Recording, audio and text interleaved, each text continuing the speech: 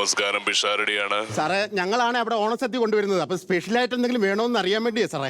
എനിക്ക് ഈ ഇസ്രയേലിൽ മാത്രം കാണുന്ന ഒരു പ്രത്യേകതരം ഈന്തപ്പഴം ഉണ്ട്. അത് വെച്ചിട്ട് ഒരു പായസം ഉണ്ടാക്കി തന്നു കഴിഞ്ഞാൽ വളരെ നല്ലതായിരുന്നു. സാറേ, ഒരു ടാർപ്പലും 4 ചീനിക്കമ്പിലും ഓടുന്ന സെറ്റപ്പാ സാറേ.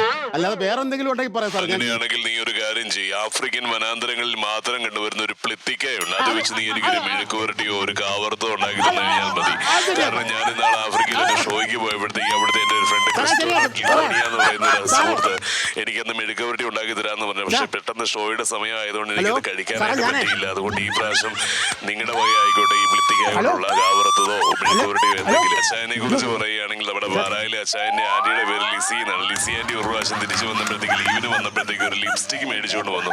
നമ്മുടെ അമേരിക്കൻ വനാന്തരങ്ങളിൽ മാത്രം കണ്ടുവരുന്ന ഒരു കായിൽ നിന്ന് ഉത്പാദിപ്പിക്കുന്ന ലിപ്സ്റ്റിക് ആണ്. ലിപ്സ്റ്റിക് ഇട്ട് കഴിഞ്ഞാലുള്ള ഗുണം എന്നാന്ന് ചോദിച്ചു കഴിഞ്ഞാൽ നമ്മുടെ ചുണ്ടിന് നല്ല കളറായിരിക്കും. അത്